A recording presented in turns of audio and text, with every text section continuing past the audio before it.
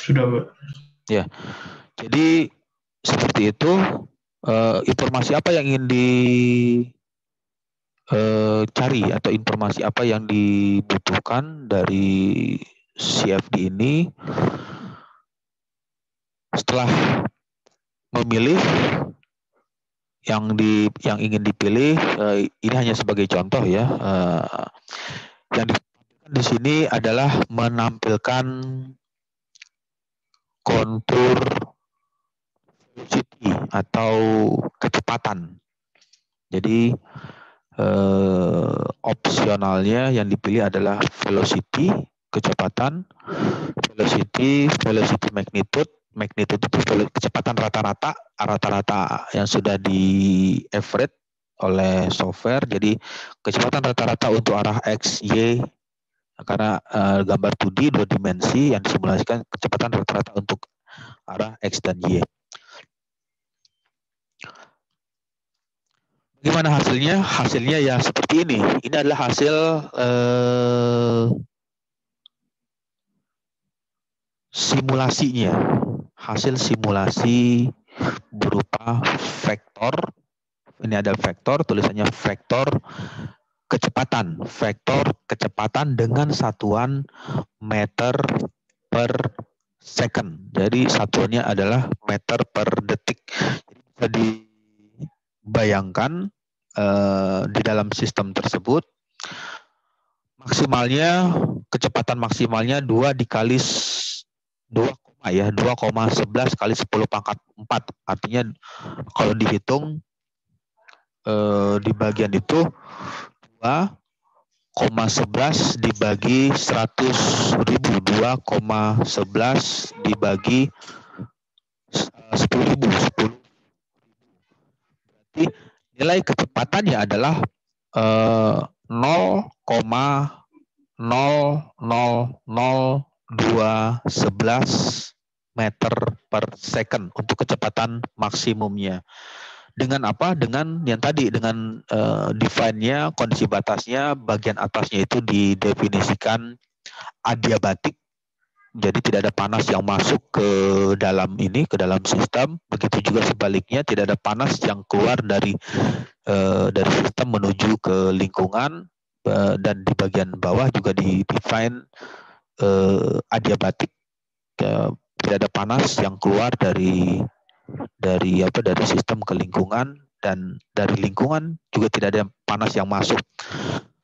Kiri dan sisi kanan ada perbedaan suhu, yang di kiri 1000 Kelvin dan di kanan 2000 Kelvin.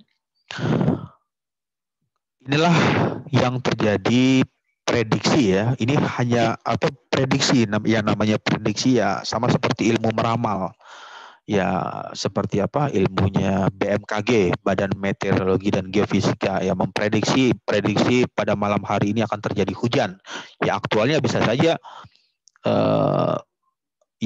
memang turun hujan, tapi hujannya hujan gerimis atau hujannya hujan rintik-rintik, ya itu hanyalah prediksi. Sama juga dengan CFD juga seperti itu. Yang aktualnya atau sebenarnya ya sulit sekali diketahui secara sesungguhnya, karena CFD itu adalah numerik, yang namanya perhitungan secara numerikal, mendekati prediksi yang mendekati perkiraan atau kira-kira atau perkiraan. Nah, dengan perkiraan itu bisa dipergunakan dalam hal untuk mendesain, dalam hal untuk merancang, dalam hal untuk membuat suatu benda yang ingin dijadikan benda aktualnya. Itu adalah ilmu perkiraan atau ilmu prediksi. Jadi CFD itu ya ilmu seperti BMKG, Badan Meteorologi dan Geofisika, ya dia hanya memprediksi, memperkirakan. Begitu juga CFD. CFD juga hanya diperkirakan atau dimungkinkan kecepatannya yang berwarna merah ini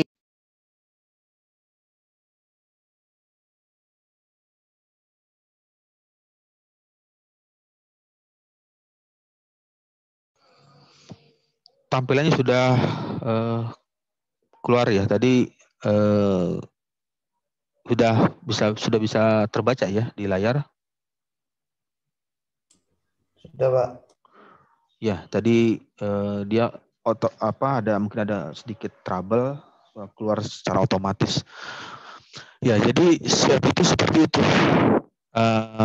Memperkirakan, memprediksi. Aktualnya sebenarnya ya belum ada juga yang bisa mengetahui secara pasti, hanya Tuhan yang tahu. Ya, model matematika juga belum bisa juga mendekati secara sempurna, mendekati secara pas, terkecuali untuk kasus yang sederhana. Untuk kasus yang sederhana itu ya simple saja ya, bisa dihitung secara analitik atau secara eksak, yaitu kondisinya sudah tepat. Tapi kalau misalnya kasusnya sudah kompleksitas, sudah variasi, kompleksitasnya melibatkan banyak persamaan, karena di simulasi ini walaupun hanya mensimulasikan 2 dimensi, tapi banyak sekali persamaan yang dilibatkan. Yang tadi ada persamaan Ruslan, persamaan radiasi, kemudian juga memasukkan nilai gravitasi, lalu persamaan flow, persamaan aliran, kemudian ada persamaan energi, persamaan perpindahan panas. Kemudian juga mendefine dindingnya atau wall-nya itu diasumsikan materialnya dari aluminium, tetapi aluminiumnya ini kondisinya memberikan kondisi yang isolasi. Itu ada model matematiknya, model matematika untuk material aluminium, tapi aluminium tersebut mampu memberikan isolasi. Jadi panas yang merambat melalui aluminium tidak keluar ke lingkungan, begitu juga sebaliknya dari lingkungan juga tidak memberikan masuk ke dalam sistem. Karena dia hanya model matematik, dan model matematik juga ada keterbatasan dan lain sebagainya, tidak bisa mendekati secara sempurna, hanya berupa prediksi. Inilah yang diperkirakan atau yang dimungkinkan nilainya seperti ini untuk nilai velocity atau nilai kecepatan yang terjadi di dalam sistem tersebut. Lalu di bagian yang lain ini menampilkan temperatur. Kalau yang tadi menampilkan velocity, menampilkan kecepatan, yang ini adalah menampilkan suhu. Bisa dilihat di bagian ini adalah tampilan suhunya dengan model radiasi yang digunakan adalah ini Ruslan model Ruslan. Nah, di sini kan ada lihat ya warna biru legendnya itu tadi 1 dikali 10 pangkat 3 berarti 1000 ya, ini ada 1000, dan di sini 2000, yang kanan tadi sesuai dengan itunya 2000 Kelvin. Nah, ini bisa terlihat degradasi atau perbedaan suhu yang terjadi di bagian ini. Ini adalah degradasinya. Nah, di bagian sini ada perubahan warna ya, ada warna kuning, kemudian warna orange kecoklatan, dan ini lebih coklat lagi, dan sini mulai warna merah. Ini adalah penampilan atau tampilan untuk nilai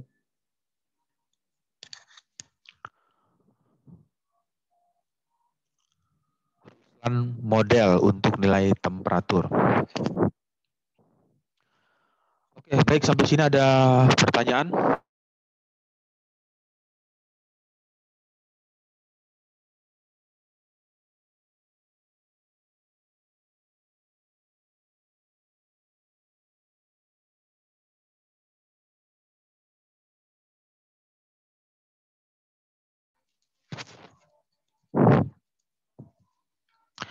Ya, kalau tidak ada pertanyaan, slide berikutnya contour of static temperature seperti ini. Untuk statik temperatur, tampilannya seperti ini. Di bagian kiri ini adalah temperatur yang sisi kiri, dan yang sisi kanan temperaturnya 2000 Kelvin, yang sini 1000 Kelvin.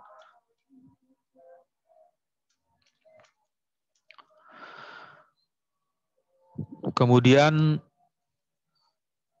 Fluent, software Fluent, bisa dilihat di sini ada namanya Fluent ya. Itu bisa mengeluarkan grafik kecepatan. Grafik kecepatan yang ditampilkan ini adalah grafik kecepatan posisi. Positionnya dalam satuan meter. Misalkan coba balik lagi ke atas, dimensinya.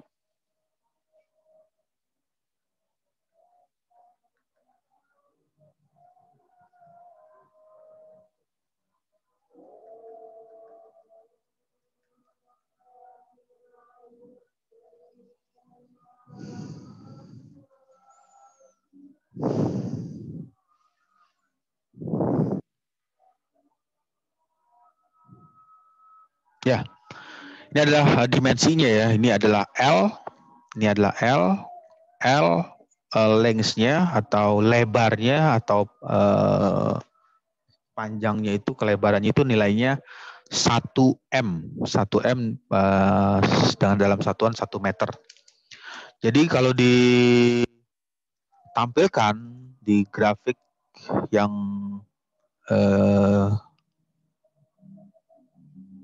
ini ada grafiknya, ini adalah dimensinya.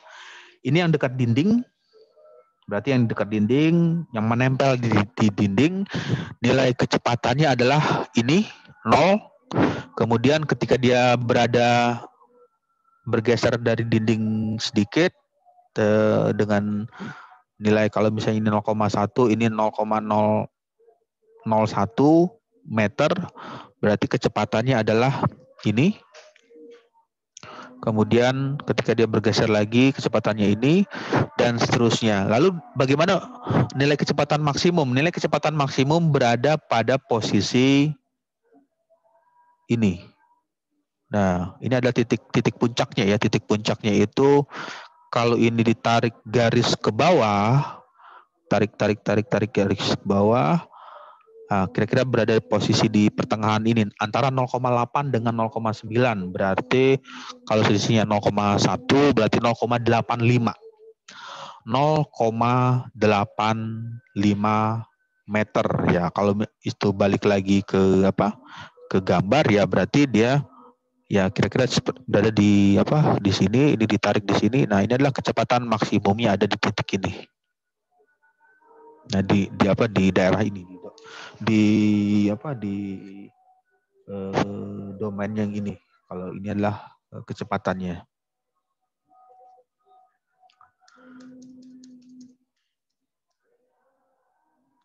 Oke, baik. Sampai sini ada pertanyaan?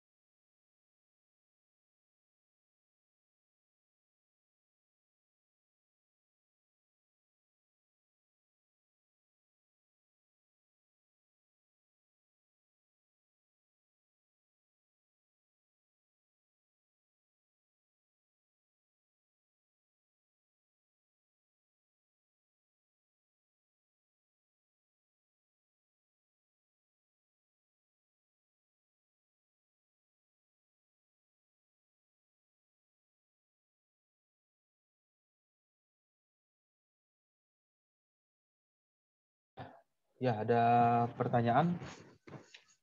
Kalau tidak ada pertanyaan, mungkin saya akan masuk ke materi yang tadi, materi media berpori secara cepat saja. Apa yang dimaksud dengan media berpori?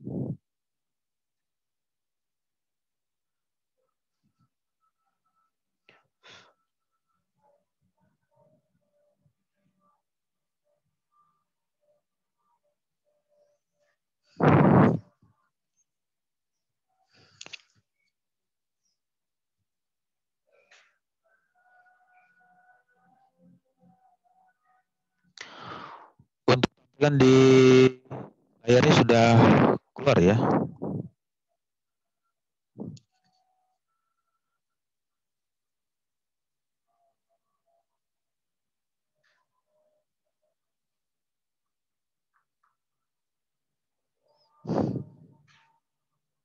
Sudah keluar, Pak. Ya, jadi yang tadi media berpori.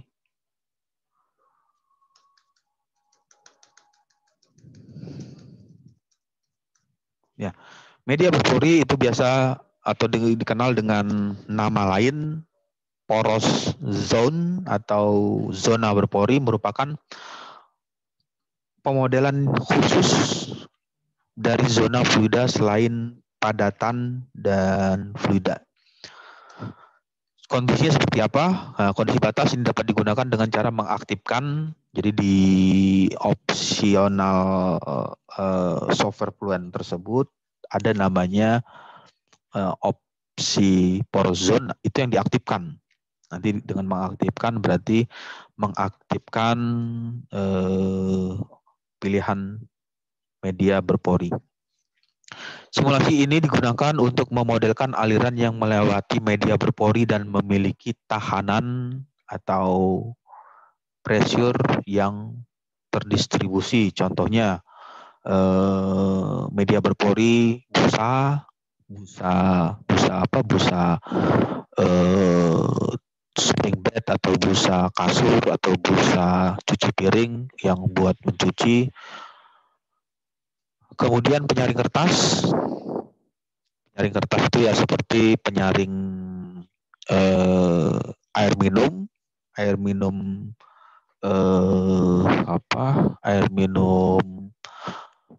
air tanah, kemudian karena airnya keruh seringkali itu disaring terlebih dahulu sebelum digunakan untuk memasak atau untuk keperluan tertentu, jadi masuk ke dalam kategori media berpori. Kemudian yang bagian lain piring berlubang ya seperti contohnya saringan kelapa, saringan teh, ya itu adalah piring yang berlubang. Aliran juga bisa masuk ke dalam media berpori selama itu memiliki saluran-saluran kecil atau saluran-saluran yang memiliki dimensi pori-pori, dia bisa diklasifikasikan ke dalam media berpori. Tumpukan pembuluh darah juga masuk ke dalam situ, media berpori. Kemudian yang lain spons, cloth, pakaian, kertas, itu ada media berpori. Pasir tanah atau pasir pantai ya, pasir yang ada di pinggir laut, itu juga masuk ke dalam kategori media berpori. Ya bisa dilihat kalau di pasir, kalau misalkan menyiramkan air atau minyak atau sumber air disiramkan di atas pasir, maka pasir tersebut akan menyerap fluida tersebut dengan cepatnya. Itu masuk ke dalam kategori media berpori. Kemudian penyaring yang tadi batu bata juga itu masuk ke dalam media berpori.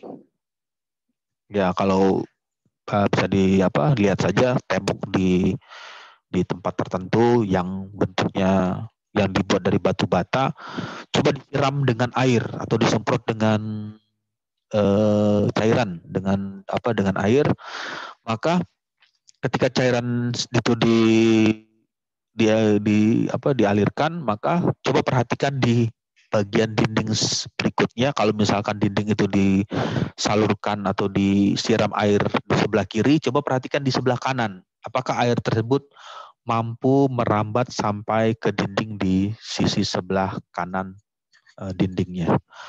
Tumpukan bebatuan itu masuk ke dalam kategori media berpori. Itu adalah contoh-contoh dari media berpori. Ini hanya sebagai contoh-contoh, yang lain ya tinggal dicari saja, banyak sekali contohnya. Dalam hal ini untuk menganalisa media berpori, untuk menganalisanya pola aliran radial pada media berpori dapat diselesaikan atau diturunkan dari hukum-hukum atau teori-teori fisika dasar. Ada hukum kekekalan massa. Jadi massa yang masuk sama dengan massa yang keluar, artinya massa fluida ya, massa fluida yang masuk harus sama dengan massa fluida yang keluar. Hukum Darcy, persamaan keadaan.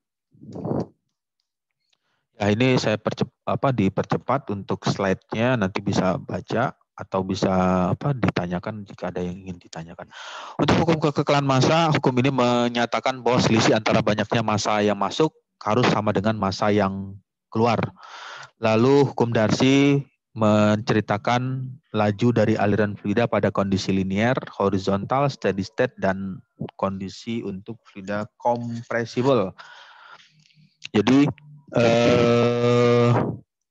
media berpori itu juga bisa menjadi media yang bisa dilalui oleh fluida yang kompresi. Fluida kompresi itu seperti fluida gas, fluida kompresibel juga bisa merambat atau masuk ke dalam media yang berpori.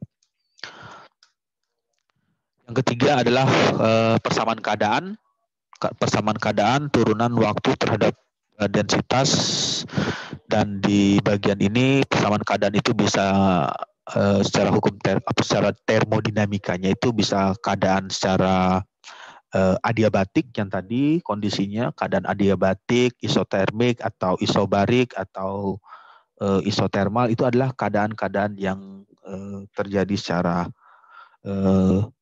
termodinamikanya. Ini adalah contoh, ini hanya contoh, jadi bisa mengembangkan atau bisa improve sesuai dengan keperluan untuk medianya. Ini hanya sebagai contoh. Contohnya seperti ini. Di bagian sini ada inlet dengan simbol notasi warna warna apa? Purple, warna ungu ya, warna ungu. Kemudian di bagian pertengahan ini di-define sebagai media yang berpori, substrate. Media berporinya ada di bagian tengah. Di tengah-tengah ini ada media berpori.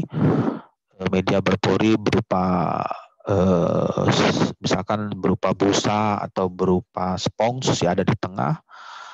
Kemudian yang di saluran berikutnya ini adalah saluran keluar. Jadi ada fluida yang masuk dari inlet dan keluar yang melalui media berpori. Ini adalah langkah-langkahnya sama seperti yang tadi.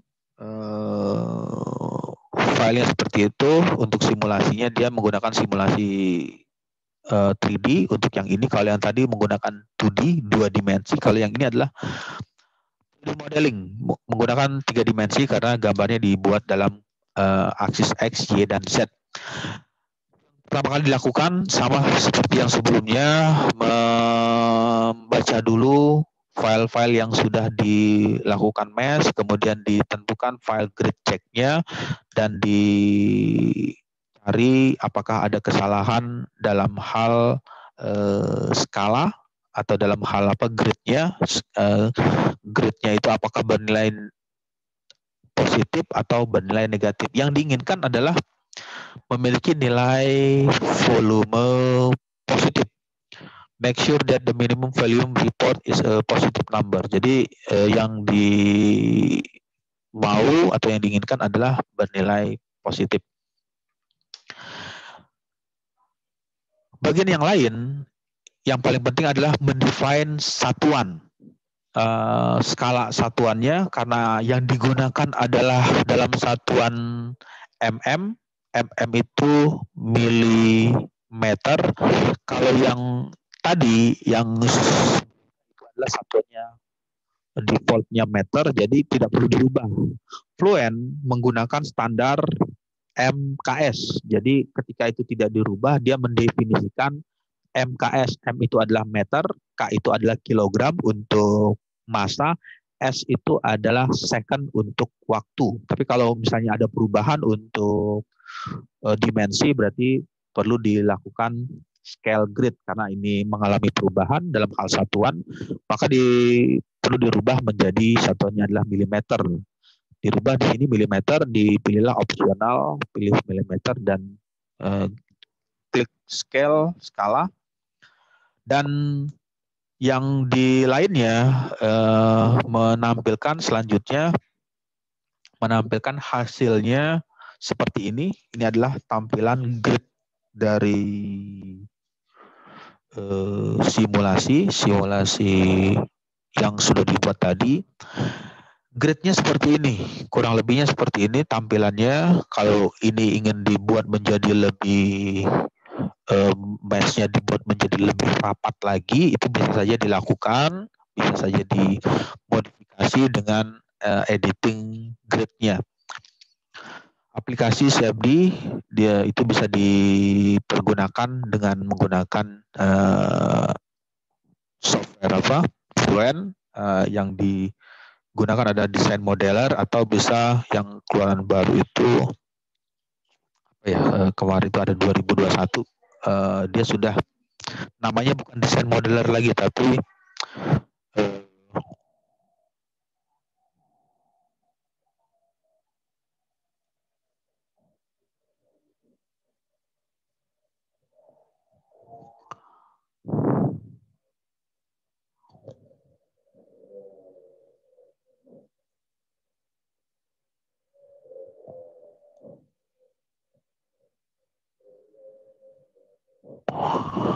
jadi nanti bisa dipergunakan ya, bisa menggunakan desain modeler atau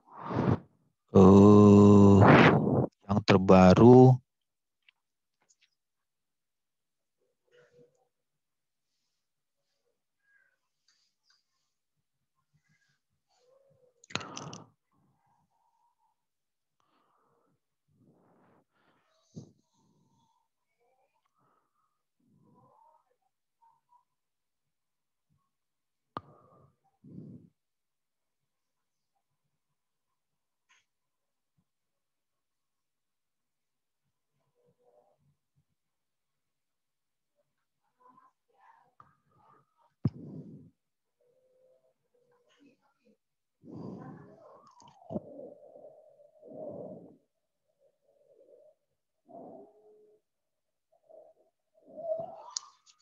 ya.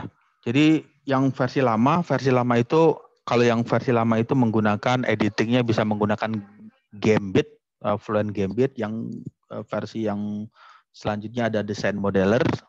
Lalu yang new version yang terbaru saat ini 2020 dengan nama Space Claim. Jadi nanti bisa dilakukan di situ untuk melakukan editing untuk merubah-rubah nilai mesh-nya menjadi lebih rapat atau menjadi lebih renggang. Yang berikutnya, yang selanjutnya adalah ya sama seperti yang tadi, mendefine dulu modelnya. Kemudian kalau yang tadi memilih model Ruslan model karena ini alirannya terjadi aliran turbulen karena dia media berpori, berarti ada turbulensi yang terjadi di permukaan pori-pori tersebut. Yang digunakan adalah model K epsilon. K epsilon dengan defaultnya itu konstannya 0,09, 1,44, 1,92 dan 1. Ini adalah defaultnya. Nilai-nilai ini bisa dirubah. Jadi Fluent ketika diaktifkan memilih K epsilon model, standarnya akan menampilkan ini 0,09, 1,44, 1,92 dan 1. Lalu kita bisa merubah-rubah sesuai dengan kondisi yang diperlukan. Ya, Berikutnya ada pertanyaan? Sebelumnya ada pertanyaan?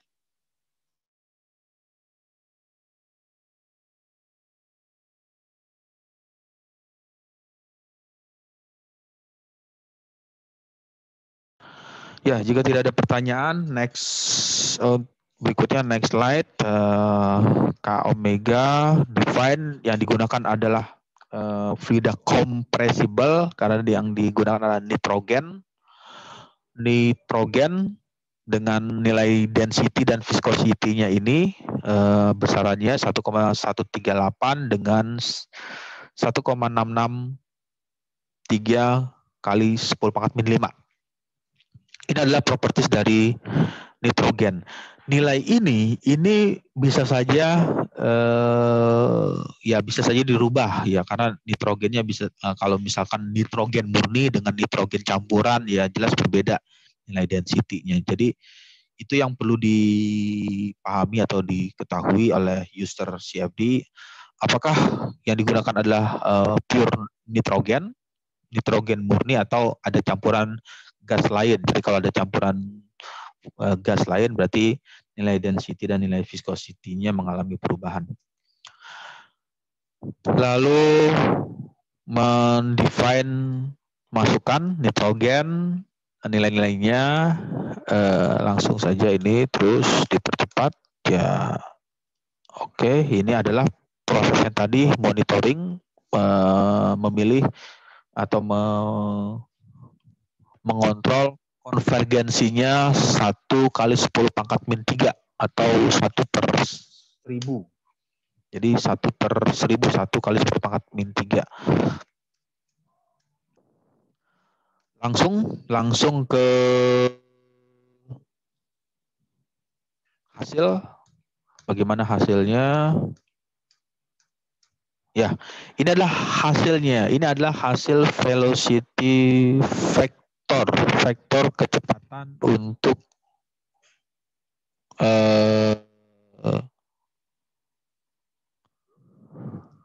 nilai atau fluida yang mengalir melalui media berpori tadi.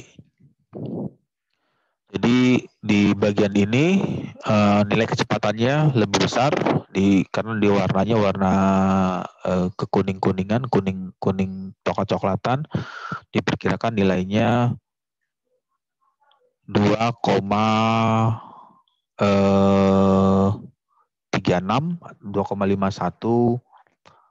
meter per second dalam satuan meter per second. Kemudian di bagian ini, nah ini mulainya nilai kecepatannya mulai berkurang. Nah ini nilainya bisa saja nilainya itu pada kondisi ini 2,02 kali 10 pangkat min 1 meter per second. Jadi kecepatannya merambatnya mulai mengalami perubahan kecepatan atau penurunan kecepatan. Kemudian contour of static pressure seperti itu. XY plot. Nah, ini tampilan grafik antara posisi dengan static pressure. Lalu penjelasan mengenai contour of velocity. Yang ditampilkan di sini adalah kecepatan arah subuh X. Ya, ini bisa dilihat ya. Ini ada koordinatnya, ini ada koordinat X, berarti yang arahnya itu arah ini ya, arah X aksis, arah X. Jadi kecepatannya terjadi seperti itu. Oke, baik, ada pertanyaan? Kalau tidak ada pertanyaan, mungkin waktunya sudah berakhir. Kita ketemu lagi di next week atau di minggu depan. Untuk absen perkuliahan tadi mengabsen di Edmodo ya dengan menuliskan nama dan NIM. Waktunya sampai jam 3.30 berakhirnya waktu. Jadi waktunya sudah berakhir juga perkuliahan untuk mata kuliah aplikasi CFD. Selamat sore. Wassalamualaikum warahmatullahi wabarakatuh. Waalaikumsalam warahmatullahi wabarakatuh. Terima kasih, Pak. Waalaikumsalam warahmatullahi wabarakatuh. Terima kasih, Pak.